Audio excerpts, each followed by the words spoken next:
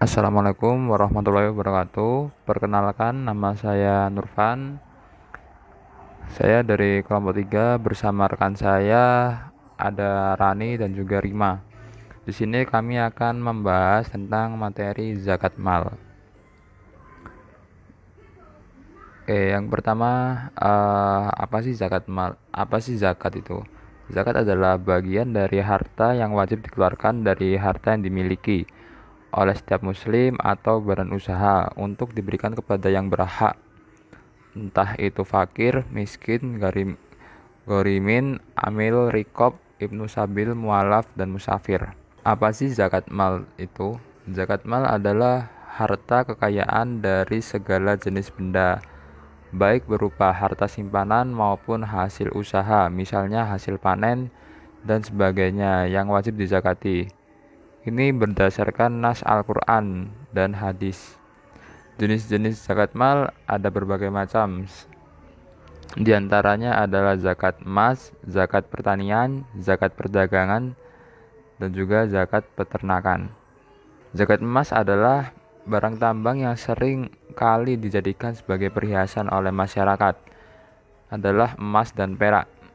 Adapun yang harus dikeluarkan zakatnya adalah emas dan perak yang sudah mencapai nisabnya atau haulnya.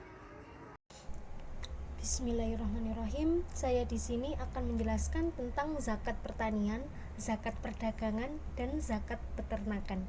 Yang pertama yakni zakat pertanian.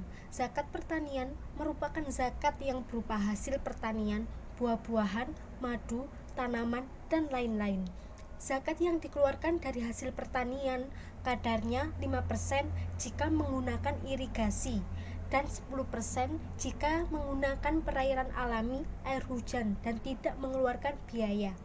Nisab zakat pertanian adalah 5 wasak, sama dengan 653 kg, dan dikeluarkan ketika panen.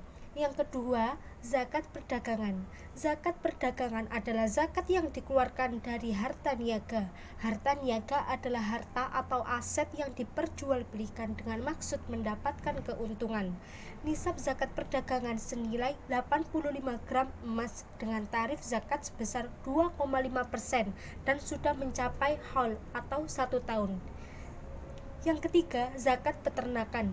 Zakat peternakan merupakan kewajiban zakat binatang ternak yang berupa unta, sapi, kerbau, kambing, dan sejenisnya.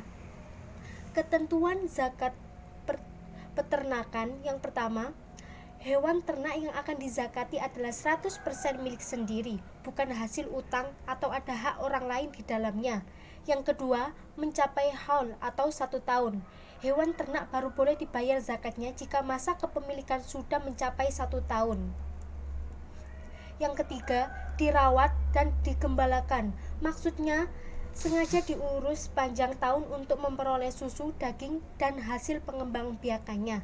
Yang keempat, hewan tidak dipakai untuk membajak sawah, mengangkut barang, atau menarik gerobak. Ketentuan ini tertuang dalam sabda Rasul yang artinya, tidaklah ada zakat untuk sapi yang digunakan bekerja. Hadis riwayat Abu Daud dan Darqutni. Nisab dan kadar. Kambing, biri-biri, dan domba nisabnya mencapai 40 sampai 120 ekor.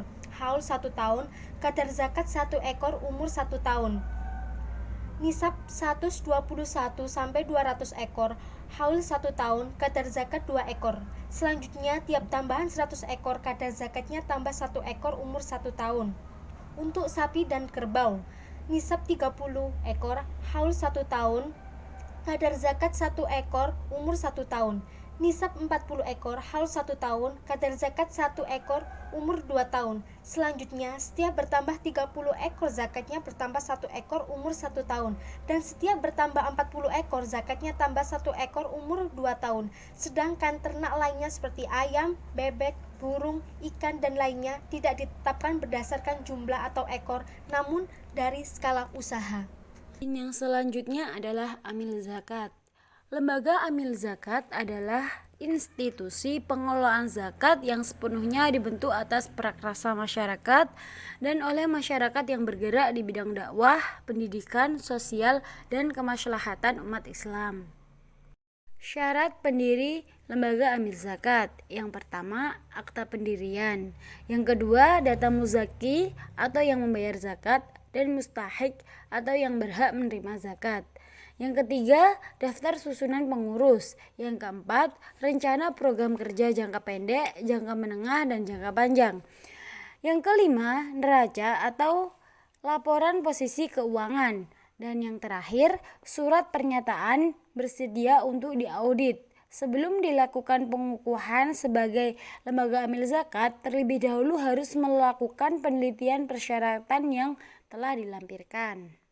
Dan poin yang terakhir adalah pendaya gunaan zakat. Pendaya gunaan zakat adalah segala sesuatu yang bertalian dengan usaha pemerintah dalam rangka memanfaatkan hasil pengumpulan zakat kepada sasaran dalam pengertian yang lebih luas sesuai dengan cita dan rasa syara. Secara tepat guna, efektif memanfaatnya dengan sistem distribusi yang serbaguna dan produktif, sesuai dengan pesan dan kesan syariat serta tujuan sosial ekonomis dari zakat.